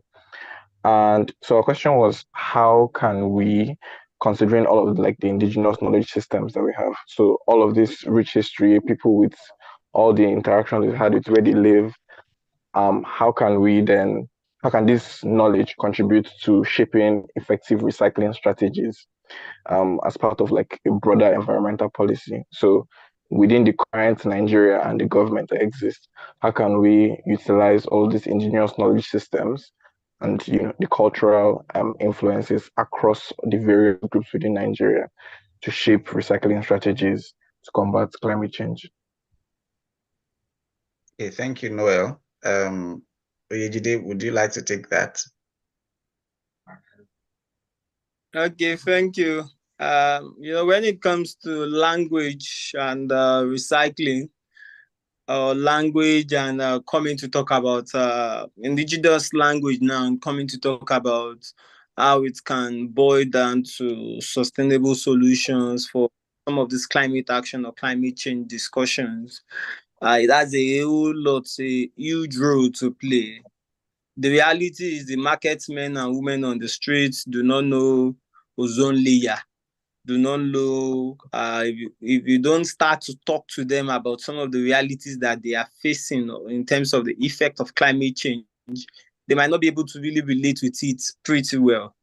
You are talking to someone about its variation. You're talking to, if you don't start speaking to them in their local language and way they would understand, to say, mommy, Sherry, or daddy, Sherry, sorry, I'm speaking Yoruba. Ṣé rí pé lásìkò yìí òòrùn ràn gidi gan, ṣòro máa pa yín bí ju tàtẹ̀yìnwá lọ. And when they start telling you what they feel, that to say, oh, ṣe rí sí pé ìṣọwọ́ òjò lásìkò yìí ó yàtọ̀ síbi ti tẹ́lẹ̀. Unlike before, when the way the variation in rainfall pattern is changing, unlike before, where at some point you have August break, but now even during August you have high volume of rainfall. So quite a number of variations that used to happen before that we know, and that helps farmers in their decisions to planting seasons. Some of these things are changing, and these are ways you can now better educate them. You can't educate them if you don't speak to them in their local language, especially how the effects of these things. If you don't remind people, mommy, ṣe rí pé ẹ̀kún omi tó ṣẹlẹ̀ lọ́jọ́ kìíní àná nìbàdàn, I think August 11 or August 2011, as much as there are several other contributors to the flooding, there is more of a plastic-induced flooding. Ike àti gbogbo nǹkan tá à ń kó sí ojú ọ̀nà omi ló fa nǹkan ló fà tí omi yalé fi ṣẹlẹ̀. The reality is some of our parents and some of these local people might want to spiritualize it, when you tell them there will be, if you dump plastic and tẹ́ bá kó gbogbo àwọn kẹyìn sójú ọ̀nà tẹ́ kó síbi bí báyìí tẹ́ kó dọ̀ àgbàrá yọ ṣọ́ọ̀bù omi lè yalé yín o, and all, and flooding can happen. They will tell you, ṣé ń gbàdúrà kí ẹ̀kún omi ṣẹlẹ̀ ni, ṣé ń gbàdúrà pé kí àgbàrá ya ṣọ́ọ̀bù tiwa ni, Ọlọ́run ní jẹ́ Ọlọ́run ní. Some of these things are what might happen, but the reality is, if you don't speak to them in their local language, if you don't speak to them in the local language that these people will understand, we will not be able to truly drive the message of climate change, proper waste management, or proper waste disposal to these people. So that's a huge role to play in addressing some of our current realities. Okay, thank you very much, Oyejide, for that. So your submission is that interacting with people in their local languages is very important to advocate for sustainable waste management and environmental sustainability. So we are taking the SAGEs. The SAGEs, I'm coming back to you. Then we take Climatech. I don't think I can see anybody from the financiers here. And yeah, Femi Lawal, your hand is up. You want to say something before we take our next question? And on YouTube, Bolu Iyanu, we are seeing that you are following. Kudos to you. Femi Lawal, your hand is up. Do you want to say something? Okay, we'll just move on then. So the SAGEs, over to you. One question. All right, good evening. Can everyone hear me? Oh, it just had to be another Victor. Interesting. We can hear you. Please go on. Oh, sorry, your voice is the volume is quite low. Yeah, how about now? Yeah, it's way better. All right. Our first question here says, what would be the effect? You're asking one, so there's no need to say our first question. Okay, I get. Yeah, what would be the effect of this styrofoam ban on food packaging, considering the restaurants, Chicken Republic, and the place and others that package their foods in disposables, and roadside food sellers? Won't that increase the use of polythene? And what other safer alternatives can people explore aside that? I think we have somehow dwelt on this question. Yes, I think we've addressed that, even as to other those people can explore. Maybe you should take the second question. The SAGE, please, let's do that. The SAGE. Okay. Chief. Yeah, please go on. Our guest has asked. Okay, I'm a Victor actually. So plastic has found its way into our livelihood activities. So I'm afraid to say plastic has come to stay. We hear a lot about havoc plastic have done over time, and in this respect, innovative solutions have been put in place to tackle these problems. Recycling is a common solution. So can plastic production ever be stopped? Can we have a balance struck between promoting recycling and encouraging the development of biodegradable alternatives to plastics? Thank you. Okay. I feel like we have also spoken a bit about this, but any of our guests who wants to quickly make an input? Thank you. The is we speak about the other form of R's, the reduce, the reuse, before we get to recycle. And I think when I was part of the academy, I need to also say this. We also taught, we also learned about refuse. So before you even talk about recycling, these are other things that should come first. But the reality is, yes, plastic has come to stay technically with us. We would have to embrace it, but as much as we embrace it, before we get to recycling, let's also see how we can reduce, we can reuse, and refuse some of these other items, plastic products. Okay, yeah, thank you. Victor, is your question answered? I think there were many angles to your question. Yes. Okay. We talked about them before. Okay, great. Thank you. So we go on to the Climatech case. Yes, so please, your question. All right. Good evening once again. Thanks for the knowledge shared so far. So our question is, why cycling is often seen as a positive environmental action? It is essential to examine the entire life cycle. Some recycling processes involve the use of chemicals or generate harmful byproducts, raising concern about our environmental impact. There are instances where recycle engines have to consume more energy than producing new materials actually. Also, working conditions in recycling facility can be challenging and labor practices may raise ethical concern. So our question is, how can we ensure that our recycling efforts do not adversely harm the community owing to the above mentioned ethical concerns? Thank you.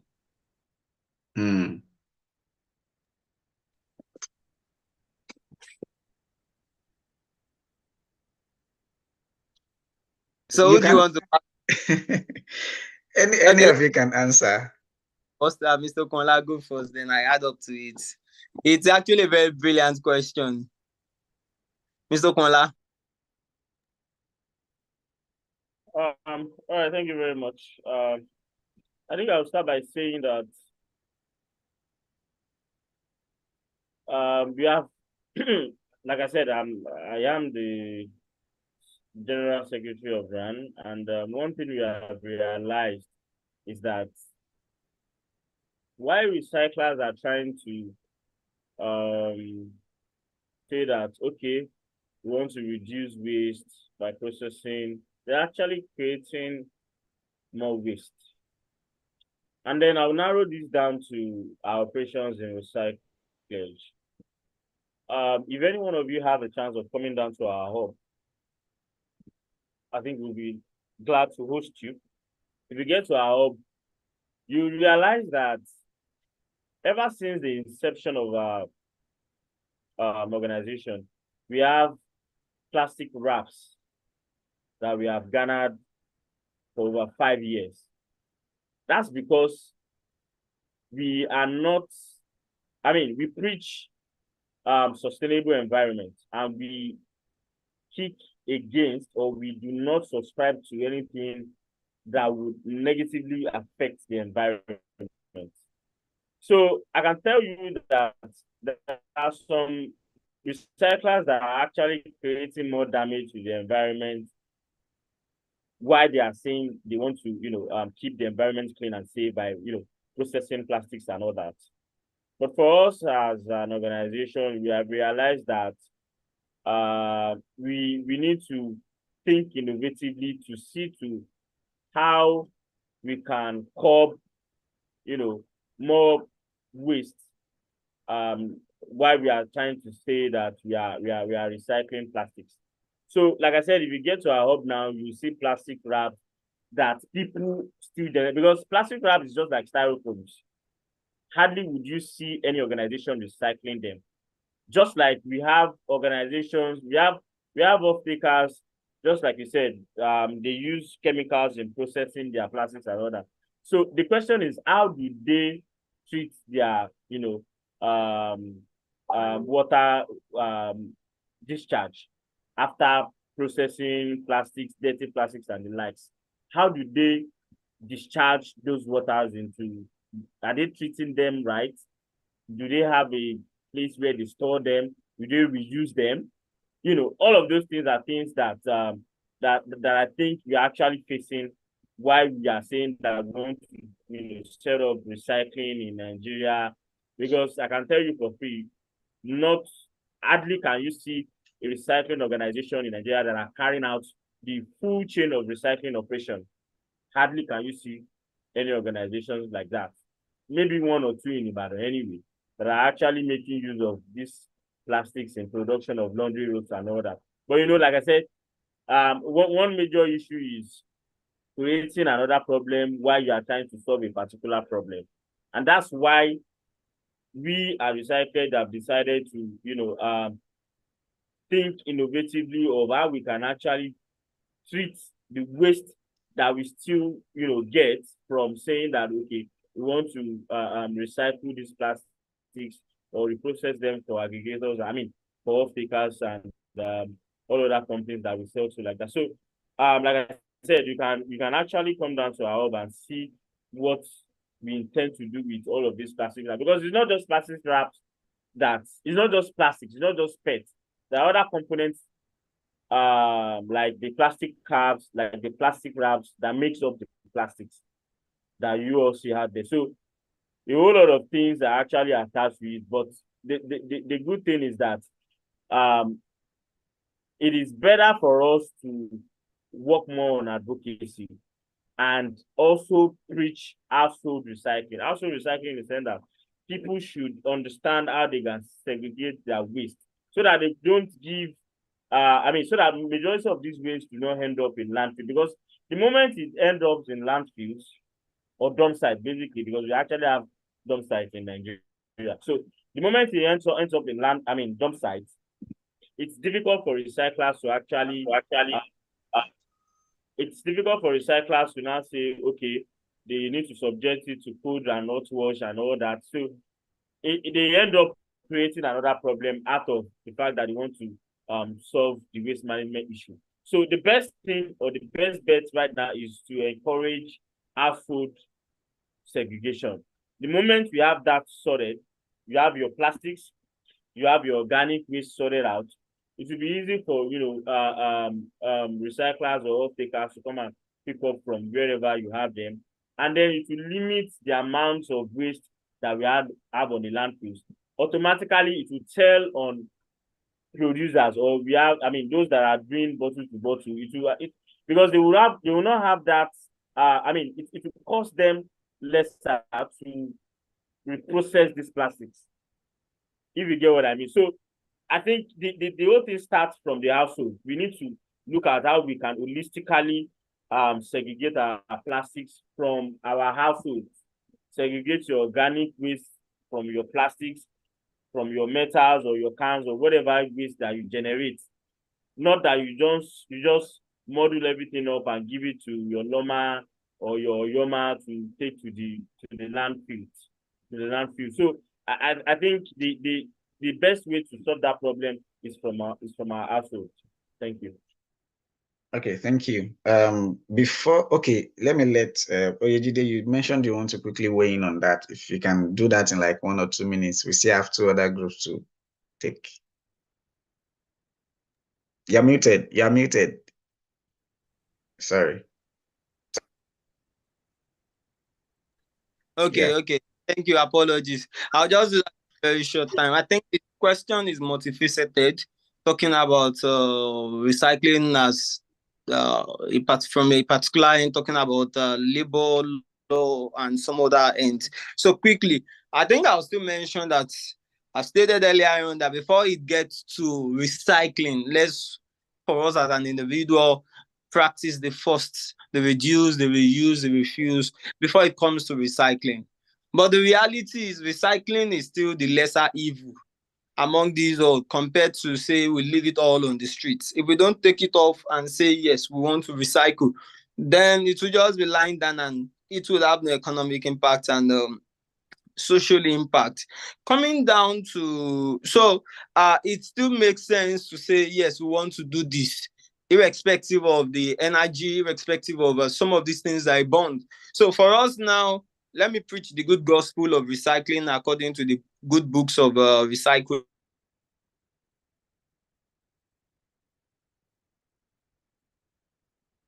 Instruments, our machines now, the set of machines we used before that consume more diesel and more power supply, more energy, more diesel. We have a better one that is now imported that helps us in our operation to see that we reduce the volume of energy we consume, the volume of we don't burn fossil fuel as much or as such again compared to before.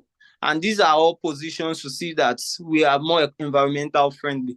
Coming down to activities within the hub, the working condition, the reality again is with us, our recyclage, we ensure that our offtake, our aggregators, our sorters, and people that work with us, we see how we engage them pretty well.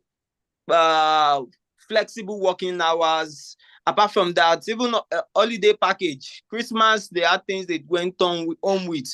Labor laws also, you are talking labor law. One of the main things we have as our standing recyclage, there's a child labor law. You can't just bring your children to come and work there. There's a child labor law. You can't come to our space and say you're coming with a child. We wouldn't allow you because We understand all this. And if at times we even have our sort of saying that àwọn ọmọ holiday lọ́wọ́ wọlé dájú lé kọ́ máa wà mú wọn lọ jẹ́lé ó sinmi, because we don't want anything that would just, safety is important, and these are laws that are put in place. We also ensure that when you come, you don't just come and not put on your safety boots and helmet. We have all these that we get to give to you when you come around, and these are things we put in place. Apart from seeing that, we ensure that we pay them above the minimum wage. Community empowerment is also another thing. Christmas, they all got rice when they were going home. So just to ensure that we have that very good working environment that is flexible and endurable for all these people. Thank you. Yeah, thank you very much. And I am happy you said all of these things again. I remember when I visited the recyclage facility, you said these things exactly as you just said them now when we were having just a conversation. So it is true. And I like Okunola also mentioned earlier, I remember that I remember that the labels and all of those were also collected, and they are so much around your facility. So kudos to you and Okunola and everyone at Recyclage for all the beautiful work you're doing to ensure safety and and helping to ensure that your workers are working in good conditions. Okay, Femila, wow, you want to speak. Now would be a good time before we take 2 more questions. We were hoping we would not extend beyond 10 p.m., but the conversation has been interesting. So let's see if we can still meet. Okay, thank you very much. I hope I have the mic now. Yes, please. Yes, 1 minute. Yes, I quickly want to contribute on somebody's question on where the culture, when our culture different, when our culture meets the advocacy. You see, when we musicians, they wax some albums. It tells the people about how they relate with the canals, with the gutter and the waterways, so that there won't be a repeat of what actually happened. I think in our culture, we have adages, we have our music, we have our white sayings. We can engage that to sensitize the people about how to use and how not to dump this plastic just anyhow on the environment in order to not to impact the environment negatively. We can use our adages like Yoruba now. We have some white saying like any all those things different things that we can say to sensitize the people in the language they understand through our adages, our music, and the rest. That's just my contribution. Thank you very much. Thank you very much for that. So the use of proverbs and adages in helping to still push environmental sustainability. Even songs, there's that the popular Yoruba song.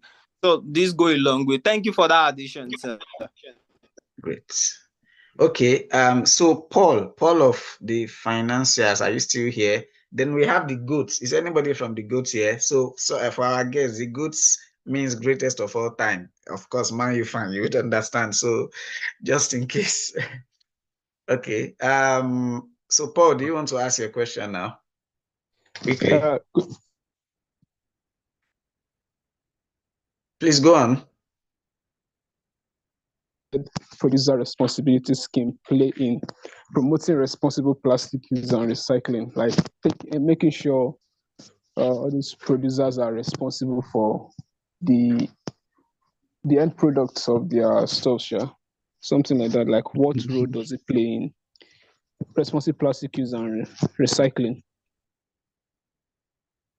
So he's asking about extended producer responsibility for managing plastic and recycling and all of that. I think Okunola spoke a bit about this earlier, but yeah, only one of you will take this. So who is it going to be because of time?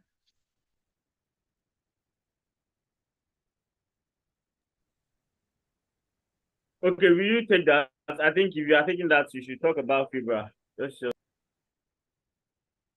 No, just go ahead. Go ahead. Okay. Thank you very much. Let me quickly say this. Part part of the schemes, part of the EPR schemes that is actually a recyclage is the establishment of FIBRA, the Food and Beverage Recycling Alliance. And that's an alliance in fact, that's nurtured recyclage to this very stage, in the sense that they have been supportive of all our projects, just to make sure that we reduce, we collect more plastics and also process them for off-takers that make use of them in production of shirts and the likes. So let me use this opportunity to thank the Food and Beverage Recycling Alliance for their support. Their schemes are, there are other, I think another EPR scheme is IPRON. IPRON is actually responsible for electronic waste. The FIBRA is more of plastics and patterns and the like. So there are schemes that have actually helped, and I think a whole lot more is still coming up this year to ensure that plastics don't just get to litter the environment. Thank you. Okay, yeah, thank you. Let me also within Please 30 seconds that okay. Also that most of these packaging organizations, which he said, they are under the umbrella body of FIBRA. So like FIBRA, we have Coca-Cola, we have 7-Up, we have a number of these organizations under the umbrella body. So they all jointly come together, pooling resources as an alliance to fund initiatives that take off waste or that are involved in recycling. So aside that, some of these other organizations, that produce these packaging materials, some of them see to produce products that are more recyclable or that can be easily recycled, making sure that their products are lighter than before now, making sure that their products are more color friendly for recycling. So a very good example, which some people know already, is the fact that at some point, just to see as part of their responsibility to ensure that plastics can be recycled or PET bottles can be recycled, Coca-Cola switched from the colored green PET to the reflective one. That is in terms of the Sprite.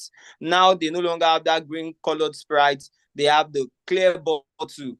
The same way some of these other bottles, before, when you touch these bottles, they are always, at times they can be harder. But now you can easily, at times you can even squeeze the entire bottle in your hand to show the extent to which is lighter now. So it makes it easily recycled for process. You don't have to spend too much energy to press, to do baling and so many things before it gets recycled. That's some of the things that these organizations are really doing in terms of contributing to environmental sustainability. Okay, thank you so much. And finally, from the GOATs, do we have anybody from the GOATs? Not the Manchester United kind of GOATs. They don't have any GOAT anymore in that club. Do we have anybody from the GOATs to ask a question? Okay, if we don't, let me check YouTube if we have any comments from our guys there. Okay, no comments. And I'll check the chat from here again. Oh, okay. Yeah, people have been following. Aremuka in there, I see your comments. Yeah, thank you, everybody. So nobody from the GOATs. Okay. Plus and minus. Interesting. Okay, I think we have come to the end of our session this evening. Thank you so much, Mr. Victor Okunla, Mr. Victor Oyejide, and thank you so much for this session. I need to apologize at this point if it appeared at any point during this conversation that we were insensitive with the questions we were asking. Please understand that that was not our intent. We just really wanted to understand from your perspective as somebody or as people who are into recycling and are also impact driven, how you are balancing it, because we really know that Some people are in it for the money, and we know that some people are in it for impact. So that's why we asked a couple of those questions earlier, and it helped us lay a solid foundation for all the conversation we have had. So thank you for your responses. It was beautiful to listen to you, to hear about all the wonderful structures and systems you have in place for your workers. I think it was really interesting to hear that you do not allow kids to work at your firm, because that's something that is very common in many parts of Nigeria, in many kinds of different kinds of spaces, industries, whether it's a big one or a structured one and unstructured one. So kudos to you for all the work you are doing, and thank you for honoring this invitation and taking your time to speak with us. We hope that when we call on you again, you'll be able to answer us. And we have worked together, Plugging Nigeria and Recyclage. We've worked together before, and I believe that we still have many more things to work together on. And so thank you. We would like to take a picture with you before you go, if you do not mind. So everybody, if you could put on your videos so that we take our pictures. If you are decent and can put on your videos, please do so.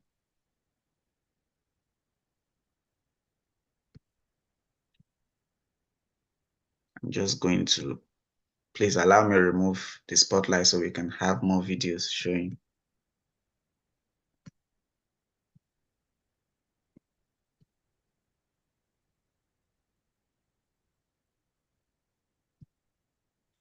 Yeah, if you have your videos, if you can, please put on your videos. And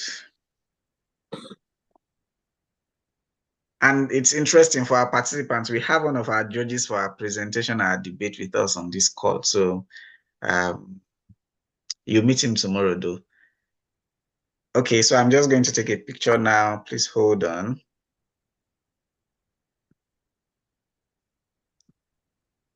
If your video is on, say Victor. If your video is on, please say Victor, since they are our reigning champions. I'm going to take another one. Okay, now we can say green. Let's say green. Green. Okay. Thank you very, very much. Yeah, that's it. So once again, thank you to our guests. It's been wonderful and insightful listening to you.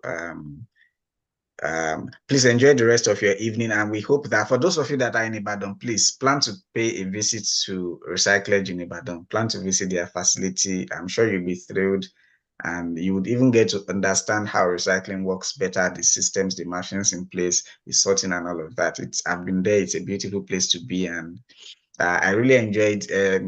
Oyejide was my guide for the visit. He really made it very interesting, and he even offered to buy me a meal, but I rejected that day because I had a very strong meal before I went. So you could be lucky, you can get a meal also. I mean, he mentioned that their workers went on with Christmas rice. So if you are going as a special guest, just mention that you are from Homecoming and Plugging Nigeria. I'm sure you get a special treat. So thank you very much, Sas. It's been really pleasurable to have you. We are really grateful. Please enjoy the rest of your evening. Thank you very much. It's also a pleasure for us to be. And for me also, who is not new to the whole plugin system, as a graduate of the academy, true. I belong to the Sage, and true. Be part of this as much as possible. We encourage everyone within the Ibadan system to join us in preaching the good gospel of plastic recycling, environmental sustainability, according to the good books of Recyclage. It's a major gospel that we need to really embrace at this time and support our initiative. We could encourage you to follow our social media platforms, follow our social media page. Like I mentioned earlier on, we just launched social impact end to separate business from impact. The NGO, which is the Rice Foundation, you have the opportunity to also join us in some of our major projects and programs that we have upcoming. Recycle Edge is popular on social media. You can search for us on Instagram, on Facebook, on LinkedIn. You can really connect with us, and as much as you connect with individual of us, each of us separately. Thank you once again. Plug in Nigeria. Ajumoshiwa Onibaje o. Amio. Thank you. Okay. Yeah, so back to us greenies. Thank you for staying up till this point. We've spent 2 hours here, so I would not want to keep you further. Remember that we have, thank you to everybody that joined this conversation that are not participating in our homecoming program. I think I've seen a couple of Fisayo Okike. Thank you very much for joining. That's my yoga. Thank you very much for joining the call. I can't identify any other person now who is not part of the homecoming, but is here. So kudos to everybody for staying through till the end. Remember that tomorrow we have our presentation, and you have 10 minutes, 10 slides, and we are looking forward to that. So for your presenters, if you're having one or two, please identify them on the group, mention them on the group, and so that we can help to provide a bit of data. We are not doing some for them or just small, that will be enough for them. So please provide us info. And in the morning tomorrow, we are going to have our homecoming league review. So you know where you stand with the whole scores, your good morning quiz, your plus and minus. And tomorrow we are also going to have our midday quiz in the afternoon, then the gin and all of that. So thank you guys for joining. Thank you for staying till now. Please enjoy the rest of your night and have a wonderful night rest. Bye, bye, bye, bye, Jisam Balikis, bye, Jisam Gift, Jisam Rodney, Mukhtar, Aremokende, Bilkisu, Damilola Abbas, Emmanuel Olatunde, Erioluwa David. Thank you. You've been here since the beginning. Mr. Gerard, thank you for joining and staying. Muhammad Sambu, Oluwafemi, the politician, Oluwaseun, Ayodeji Egbewande, Paul, Hallelujah, Sarah. Bye-bye. Good night. Good night. Bye. Bye Mr. bye, sir. Fisayo Kiki, my very own Oga. Thank you so much, sir, for joining since the beginning till now. Really great to have you.